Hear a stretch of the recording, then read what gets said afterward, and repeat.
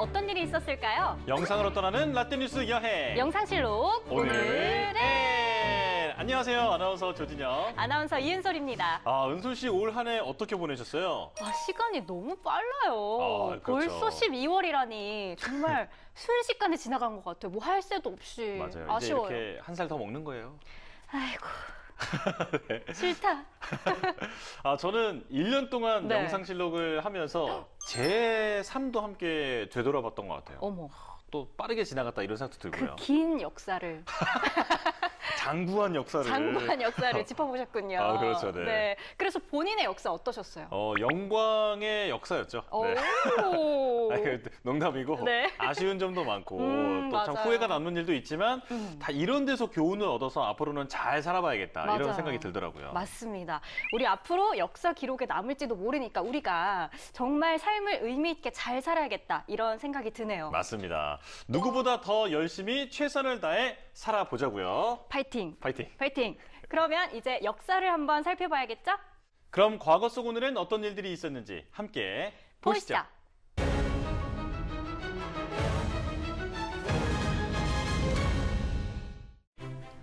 1989년 12월 2일 미국 부시 대통령과 소련 고르바초프 대통령이 지중해 몰타에서 정상회담을 가졌는데요.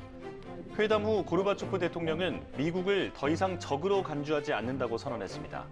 두 나라는 냉전 시대를 벗어나 새로운 시대로 들어섰는데요.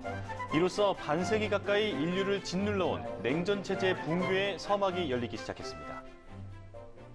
몰타 회담 당시 세계 전국은 어땠나요? 네, 회담이 일어난 당시였던 1989년 12월은 이미 유럽에서 많은 사건들이 일어난 후였는데요.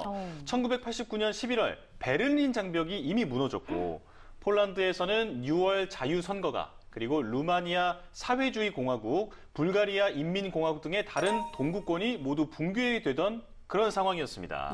그렇군요. 당시 이런 상황 속에서 양국이 회담의 필요성을 느끼게 된 거였군요. 그렇죠.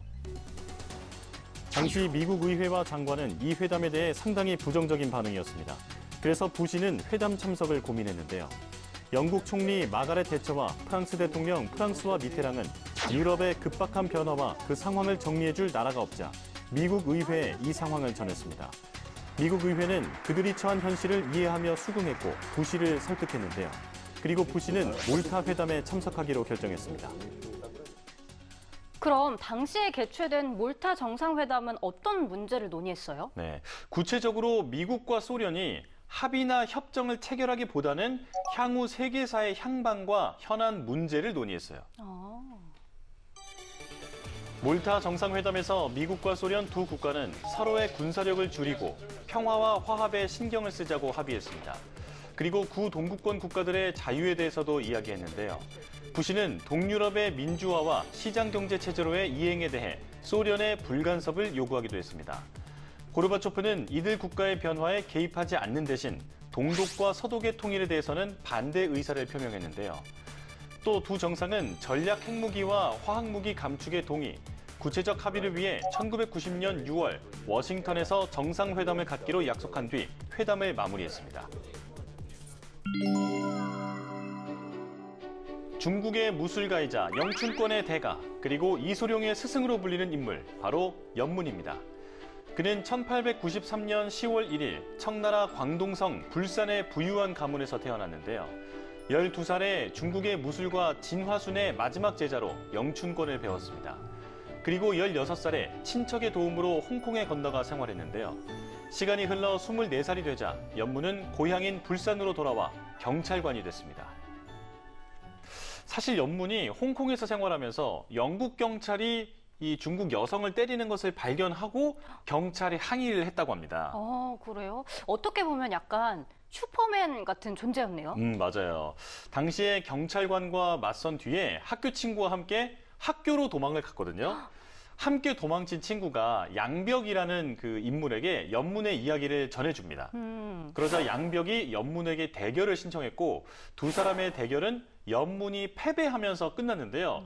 그런데 알고 보니까 이 양벽이 진화순의 아들이었습니다. 네? 정말 특별한 인연이네요. 연문은 경찰로 근무하며 자신의 부하들과 친구, 친척에게 영춘권을 가르치기 시작했는데요. 1949년 내전이 발생합니다. 내전의 결과로 중국 공산당이 국민당으로부터 승리하자 국민당 소속 경찰관으로 지낸 연문은 홍콩으로 이주했는데요. 홍콩에서 영춘권 무술 도장을 차린 그는 한 차례 실패 후 장소를 옮겨 또다시 도장을 운영했습니다. 그리고 체육관의 제자 중 일부는 영춘권을 익히는 것에 그치지 않고 대중에게 영춘권을 전수하기 시작했는데요. 이후 제자들이 다른 무술가들과 대련에 승리하면서 영춘권이 세상에 알려지게 됩니다. 와, 연문이 진정한 무술인이 아닐까 싶네요. 그런데 이소룡은 언제 연문에게 영춘권을 배운 거예요? 네, 그건 1950년대 후반 이소룡은 연문의 제자 장탁경에 의해서 연문에게 소개가 됐습니다. 처음에 연문은 이소룡을 그냥 외국인으로 간주했고 영춘권 전수에는 소극적이었다고 해요. 하지만 장탁경이 강하게 추천하면서 이소룡은 연문에게 직접 영춘권을 배울 수 있었죠. 1967년부터 연문과 그의 일부 제자들은 영춘체육회를 설립해 운영하면서 무술 대중화에 힘썼는데요. 이후 그는 인후암 선고를 받고 1972년 12월 2일 세상을 떠났습니다. 또 안타까운 건 연문이 세상을 떠난 뒤 그의 제자였던 이소룡도 7개월 뒤에 세상을 떠난 일이죠. 정말 스승과 제자가 같은 해에 떠나다니 정말 안타깝네요. 네. 그리고 12월 2일에는 또 다른 역사도 많았는데요. 1985년 유엔에서 매년 12월 2일을 국제 노예제도 폐지 기념의 날로 제정했습니다. 1949년 12월 2일 유엔에서 인신매매 및 성매매 금지 협약을 다짐하면서 전 세계적으로 노예제도를 폐지했는데요. 12월 2일이 미국의 노예제도 폐지 운동가인 존 브라운이 사망한 날이기도 했습니다. 그래서 노예제도 폐지를 기억하고 비인간성을 잊지 말자는 의미로 유엔이 이날을 제정했죠. 또 2002년에는 당첨 금액에 제한이 없는 로또 복권이 본격적으로 시작됐습니다. 그 복권 대체 어떤 사람들이 당첨이 되는 건지 저한테는 기회가 없더라고요. 맞아요. 네. 아마 누구나 그렇지 않을까 싶은데 당시 로또는 행정자치부, 과학기술부 등을 포함한 10개의 정부부처가 연합해서 발행을 했는데요. 당첨은 맞힌 번호의 개수에 따라서 1등부터 5등까지로 나뉘었습니다. 부럽다.